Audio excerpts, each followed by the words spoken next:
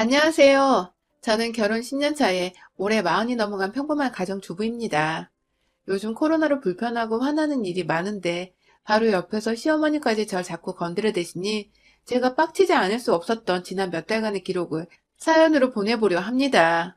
저는 무남 동료 외동딸로 자라났습니다. 저 낳고 얼마 지나지 않아 엄마가 몸이 안 좋아지셔서 아들을 바랬던 아빠의 바람과는 달리 더 이상 아이조차 가질 수가 없으셨고요. 결국 얼떨결에 딸 하나만 키우게 되자 아빠는 뭐가 그리 마음에 들지 않으셨는지 몇 번 저를 아들처럼 키워보려다 그냥 본인이 아들 하나 구해오겠다며 집을 나가셨어요. 그냥 솔직히 말하면 아들 가지고 싶단 핑계로 바람 피우러 집 나간 인간 쓰레기였던 것입니다. 덕분에 어린 시절, 아니, 제가 엄마와 살았던 결혼 전에 제 삶은 통째로 불우했었어요. 돈 벌어다 주는 아빠가 집을 나가버리자 엄마는 안 좋은 몸을 이끌고 저 하나 먹여 살리겠다고 여기저기 겨우 알바자리라도 구해서 돈을 벌어오셨고, 그런 엄마를 보며 전 늘 학교에서든 어디든 그 돈을 쓰는 것 자체가 죄스럽고 고역이었습니다. 어린 아이였음에도 불구하고 학교 공부 말고 우리 엄마가 지금 어디서 무슨 중노동을 하며 몸을 혹사시키고 있을까 싶어 걱정되어 늘 교실 창밖을 바라보기만 했고, 학교 끝나고 집에 가면 엄마가 먹으라고 차려놓은 밥도 먹지 않은 채 아껴뒀다가 퇴근하고 집에 온 엄마와 함께 그 조그만 밥 한 공기를 나눠 먹곤 했어요. 눈물이 마를 날이 없었고 아무리 벌고 또 벌어도 지갑이 채워진 날이 없었습니다. 늘 하루 벌어 하루 먹고 살던 저희에게 그나마 유한이 되었던 것은 서로에 대한 끈끈한 사랑이었습니다. 운이 좋게도 고등학교에 들어가 공부는 꾸준히 잘했어서 대학도 장학금을 받고 입학을 했으며, 대학 다니는 내내도 엄마 고생시켜 등록금 벌어오게 하고 싶지 않다며 죽어라 과외 알바에 공부까지 해서 4년 내내 장학금을 받고 졸업을 했어요. 친구들이 흔히 하는 어학연수도 제대로 못 가봤고 하다못해 그 즈음에 있던 파주 영어마을도 한 번 안 가봤네요. 자격증 공부고 뭐고 일단 돈부터 무조건 벌어야 한다는 그 마음 하나로 곧장 취업을 했고, 마음은 늘 불행했지만 돈은 따박따박 잘 주는 대기업에서 30 가까이 되도록 돈 모으며 일만 하다가 얼떨결에 남편을 만났어요. 회사에서 자주 가는 회식 장소였던 근처에 고깃집을 운영하고 있던 남편은 상사들에 이끌려 늦은 시간마다 술을 마시러 오는 저를 오래도록 봐왔다고 했어요. 같이 신나서 술을 들이부어 마시는 모습부터 도살장에 끌려가는 개마냥 억지로 웃음을 지은 채 힘겹게 술을 들이부는 모습까지, 그리고 결국 그 힘든 내색을 어디다 할 곳이 없어 식당 안 화장실에서 혼자 대성통곡을 하고 나와 세면대에서 눈물을 닦던 모습까지도 말이죠. 저를 보며 어떻게 사는 사람이길래 저렇게 왔다 갔다 표정이 변했다 말았다 하면서 자기 뜻대로 살지를 못하고 있을까 싶어 자영업을 하던 남편은 회사 다니면서 현대판 노예로 살아갔던 저를 무지 신기하고 또 애처롭게 쳐다봤대요. 반면 저는 아무 생각이 없었습니다. 남편이 그곳 사장인 줄도 몰랐어요. 그냥 부장님이 주신 카드로 여자인 제가 계산을 처리할 때마다 계산대에 서서 몇 번 저를 쳐다보길래 이젠 식당 직원도 내가 만만한가 싶어서 막 자격지심에 우라통이 터지려고도 했었죠. 그러다가 한번 모든 팀원들이 술에 취하고 계산을 해야 했던 저는 끝까지 두 눈 부릅뜨고서 버티다가 회식이 해산되던 때에 가장 마지막으로 자리를 빠져나가며 계산을 하려는데 남편이 절 계산대에 계속 세워뒀어요. 카드가 작동이 안 되는 건가 싶어서 순간 식은땀까지 흐르며 이 돈을 다 내 카드로 계산을 해야 하는 건 아니겠지 하며 아찔한 걱정을 하던 중 남편이 제게 식당 명함을 건네주더라고요. 언제든 힘들면 여기로 전화를 하라며 식당 명함인데 왜 적혀있는지 모르겠는 핸드폰 번호를 가리키는데 내심 그게 그날 제겐 술보다 더 위안이 되었습니다. 그렇게 서로가 서로에게 적극적으로 끌릴 일이 없었음에도 불구하고 힘든 표정과 따뜻한 말 한마디를 나누며 서로에게 암묵적인 유안을 얻었던 것 같아요. 그렇게 저는 늦은 시간까지 공짜로 남편 가게에서 고기 얻어먹으며 여러 번 취하기도 했고 대놓고 울어보기도 하고 제 인생의 첫 연애였는데 볼 꼴 못 볼 꼴을 다 보여줬었답니다. 왠지 저희는 서로가 참 좋았고 그래서 결혼까지 강행했습니다. 남편은 힘든 제가 자신에게 기댔으면 좋겠다고 하여 꾸준히 제게 구애를 했고, 모든 게 만사지치고 짜증났던 서른쯤 저는 이 정도 힘들게 살았으면 이젠 좀 더 편안히 내 삶을 살아도 되지 않을까 싶은 마음에 그 구애를 받아들였죠. 저희 엄마는 저와 함께 사시며 제가 벌어오는 돈으로 더 이상 알바는 하지 않고 집에서 쉬고 계셨는데, 제가 결혼을 한다니 뭐 그리 속상하고 기쁘신지 하염없이 울며 좋은 사람이면 되었다고 행복하라고 축하해 주셨어요. 반면 저희 시댁은 조금 다른 입장이었습니다. 제가 좋은 회사를 다니는 것에 처음엔 큰 관심을 보이시더니 이내 저희 부모님이 이혼하셨다는 소리를 들으니 굉장히 불편해하는 기색을 보이셨죠. 워낙 어릴 적부터 이혼 과정에 대한 편견이 있었고 절 불쌍히 바라보는 사람들의 시선이 익숙했었기에 크게 놀라지는 않았지만 참 서럽더군요. 우리 엄마가 잘못한 것이라곤 하나 없는데 몸이 약해 아들을 못 낳는 이유만으로 집 나간 아빠를 욕해야지 왜 혼자가 되어 날 씩씩하게 키워내신 우리 엄마를 욕하고 이혼 과정에서 자란 나를 불편해하는 건지 인생이 뭐 이럴까 싶어 그냥 결혼마저 다 때려치우려 했습니다. 우리 엄마를 그렇게 바라보는 사람들과는 절대 사돈으로 맺어주고 싶지도 않았으니까요. 하지만 남편이 무슨 짓을 했는지 시부모님의 태도가 그 후 싹 바뀌었어요. 불편하게 해서 미안하다고 결혼을 찬성한다며 하다못해 애물애당까지 싹 다 생략을 하신다고 한 바람에 남편이 혼자 구해서 살던 집에서 전 몸만 들어가면 되었고 남편은 제게 부담 가질 것이 하나 없으니 결혼을 하자고 더 강하게 밀고 나왔죠. 이제 보니 남편이 결혼을 포기하라는 저를 눈치채고 먼저 선수를 쳐 시부모님께 화를 냈던 회유를 했던 설득을 시켰던 것입니다. 뭔가 망가진 집인 줄 알면서도 임시방편으로 뜯어 고쳐 집으로 이사를 들어가려는 듯 했던 기분. 그러나 그렇게까지 내게 매달려주는 남자가 없었던 제게 남편은 그야말로 다시 만나기 힘들 이상적인 사람이었습니다. 그렇게 전 남편과 우여곡절 끝에 결혼을 했어요. 그러나 지난 10년간 결혼을 하기 직전보다도 더 다이나믹한 일들이 연속으로 일어났죠. 저뿐만 아니라 저희 부부에게 말입니다. 남편은 제가 고생을 그만했으면 좋겠다고 자기 일이나 가끔 도와주면서 집에서 편히 쉬고 장모님과 함께 휴식다운 휴식을 보내라 해서 결혼하고 4년 정도가 지나 일을 그만뒀습니다. 사실 결혼 후부터 꾸준히 퇴사를 하라는 말을 해왔지만 혼자 있는 저희 엄마 노후비에 용돈까지 생각을 하면 절대로 쉽게 그만둘 수가 없었어요. 그러다가 제가 임신을 하게 되면서 잠시 휴직을 하게 되었고 연달아 둘째까지 나와버리면서 완전히 회사와는 작별을 해야 했어요. 내 옆과 뱃속에 자식이 둘이나 있었음에도 불구하고 늘 엄마에 대한 걱정이 앞섰지만 다행히 남편이 언제나 먼저 엄마를 챙겨줘서 제가 걱정을 덜 수 있었죠. 그런 남편에게 늘 고맙고 미안해서 저도 제가 내조할 수 있는 것을 최선을 다하며 시부모님께도 늘 잘해드리려고 노력을 했고요. 갓난아기와 임신한 몸을 이끌고도 자주 시댁을 찾아가곤 했습니다. 첫아이가 아들이었는데 시부모님, 특히 시어머니가 저희 아들을 너무 좋아라 해주셨거든요. 비록 저에 대해선 다 만족하지 못하시는지 그리 살갑지도 않으셨고 애초에 깊은 대화란 걸 한번 나눠본 적이 없었지만 제 새끼만이라도 이뻐라 해주시니 전 그것만으로도 좋았습니다. 자꾸 아이를 보여드리고 제가 옆에서 며느리 노릇에 최선을 다하기만 하면 어머님도 언젠가 나를 예뻐해 주시지 않을까 싶어서 불편한 기색 한번 보이지 않고 시댁에 늘 발걸음을 했어요. 하지만 어머님은 제 몸이 자유롭지 못하던 그때부터 알게 모르게 절 참 난감하게 하셨습니다. 예로 손주를 보고 있을 테니 장을 봐오라며 종이에 한가득 적힌 것들을 사오라고 카드 한 장 쥐어주시고 도로 집 밖으로 내보낸 적도 참 많으셨고요. 저는 임신한 몸으로 제 집 살림도 남편 없이는 쉽게 장 보러 가기가 힘들었음에도 불구하고 시어머니가 시키신 물건들을 장 봐서 양손 가득 쥐고 시댁에 돌아가다가 몇 번 주변에 지나가던 아주머님들이나 학생들이 도와줘서 시댁으로 간 적도 있을 정도였어요. 한 분은 저를 도와주신 아주머님이 시댁 현관 앞에서 시어머니를 보고는 이거 한 10kg는 되겠는데 임산부한테 이러면 살인이에요 하면서 살벌한 농담을 건네기도 했는데 그때 시어머니는 아휴 얜 고생을 많이 하고 살아서 이 정도는 아무것도 아니에요 하면서 되받아치고는 돌려보냈어요. 그날 집안에서 전 낯선 아주머니한테 시어머니를 고자질했다는 오해를 받으며 눈칫밥을 먹다가 끝내 밥도 못 얻어먹고 집에 돌아왔고요. 그뿐만이 아니에요. 남편과 함께 시댁을 찾아가도 남편 없을 때만 교묘히 절 괴롭히시는 건지 뜨거워 죽겠는 꼬막을 식히지도 않은 채 껍질을 까내라고 맨손에 식빵용 나이프 하나만 쥐어주신 적도 있고 1인 그릇에 남편과 따로 김치를 담아주시며 겉절이라 맛있다고 하시더니 제 김치엔 알고 보니 식초를 하도 많이 넣어놓으셔서 제가 먹다가 재채기를 미친 듯 하다가 남편이 이상함을 눈치채 대신 먹어보곤 시어머니께 난리를 친 적도 있었어요. 일부러 식초 퍼 부었냐고 물어보는 시어머니는 참기름인 줄 알았는데 몰랐어.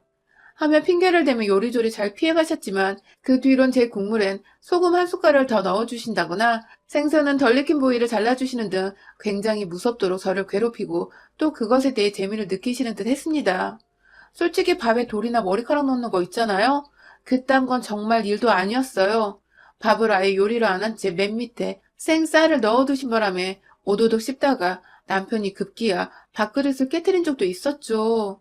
다행히 아이들은 방 안에서 핸드폰 영상을 보고 있느라 못 봤었지만 그날 남편은 미친 사람 마냥 시어머니께 울분을 토하며 다시는 시댁 안 온다고 했고 시어머니는 그 말이 안 된다고 내가 늙어서 밥을 잘 못 지은 거라며 막 또 매달리고 사과를 하셔서 어찌저찌 넘어간 적도 있어요. 물론 그 과정에서 제가 남편을 달래며 그래도 시어머니는 나한테 잘해주셔 하면서 시어머니 편을 들었다는 점이 남편을 진정시킨 가장 큰 이유였고요. 저희 엄마한테 잘해주는 남편에게 미안해서라도 남편과 시어머니가 자꾸만 저 때문에 싸우는 걸 원치 않아 전 계속 모든 걸 참고 혼자 견뎠어요. 지금 생각하면 너무 바보 같지만 그 당시만 해도 전 그게 최선이라 생각을 했습니다.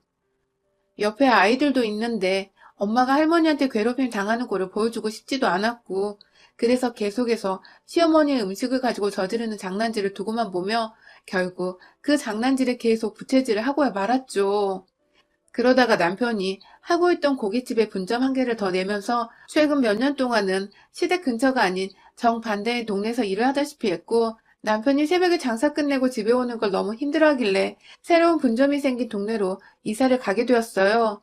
자연스레 시댁과는 거리가 배로 멀어졌고 덕분에 전처럼 시댁을 자주 찾아갈 이유도 없었고 멀다는 핑곗거리가 생겨 시어머니를 피하며 살 수가 있게 되었죠.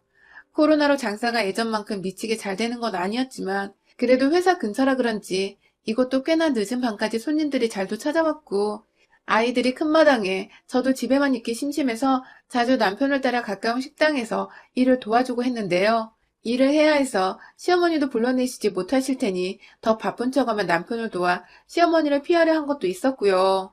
그러다가 시어머니께서 남편에게 전화를 했나 보더라고요. 손주가 보고 싶다고 말이죠. 저희 둘째는 딸인데 단 한 번도 제 딸 보고 싶단 말을 안 하시고 대놓고 손주 거리면서 손주만 찾으시는 저희 시어머니. 남편도 요즘 바빠 죽겠어서 찾아갈 시간이 안 된다고 대충 거리를 뒀는데 그 말에 시어머니가 저희 집으로 찾아오겠다고 말씀을 하셨나 보더군요.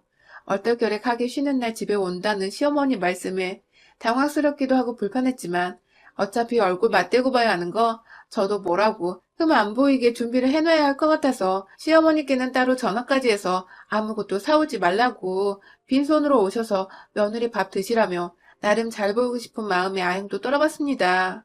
그러나 전날 새벽에 일 마치고 집에 와 여전히 잠들어 있는 남편을 대신해 혼자 애들과 얘기하며 아침에 놀아주고 있는데 시어머니께서 꽤나 이른 시각부터 집에 오셨어요.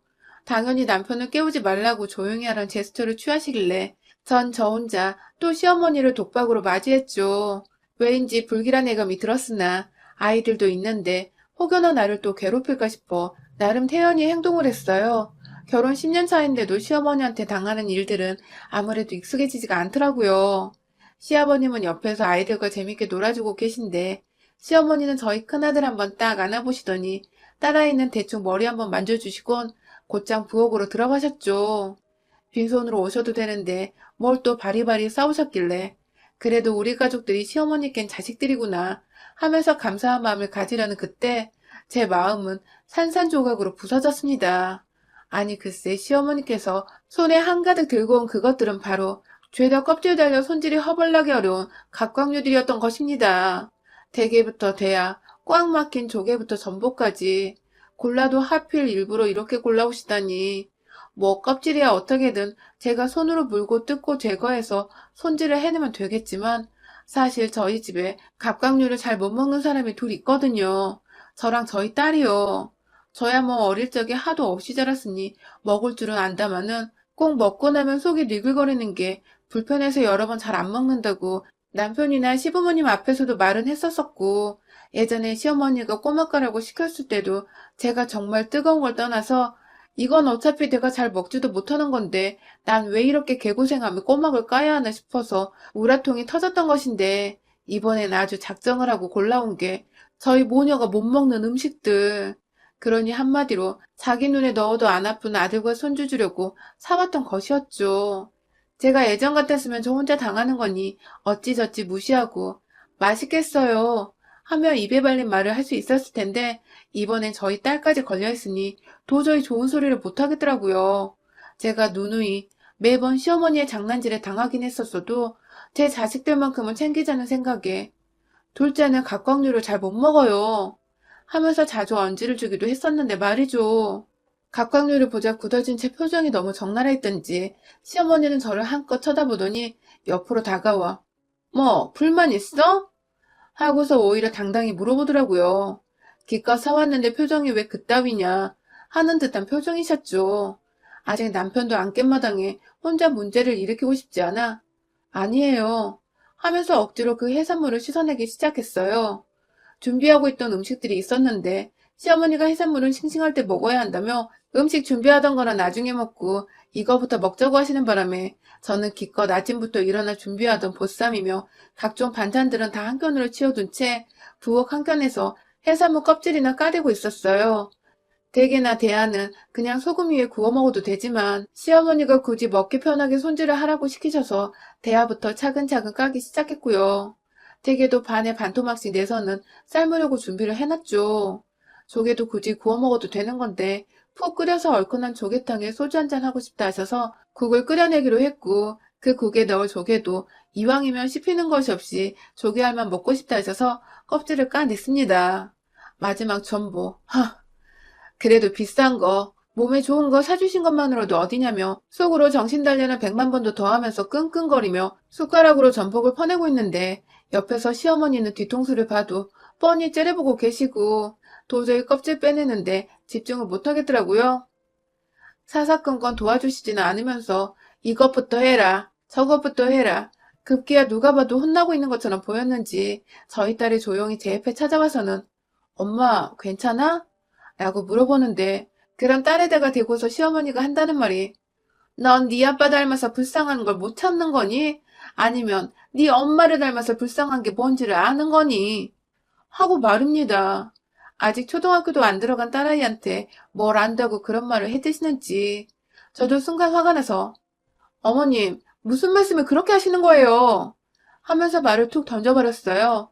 그 순간 제가 너무 우라통이 터져버려서 손으로 전복을 까다 말고 손을 그대로 껍질에 베어버리기까지 했죠. 피가 스멀스멀 올라오는데 옆에서 다른 엄마가 소리를 지르는 것부터 손에서 피까지 나니 마음이 불안정해졌는지 엄마 하면서 울음을 터뜨렸네요.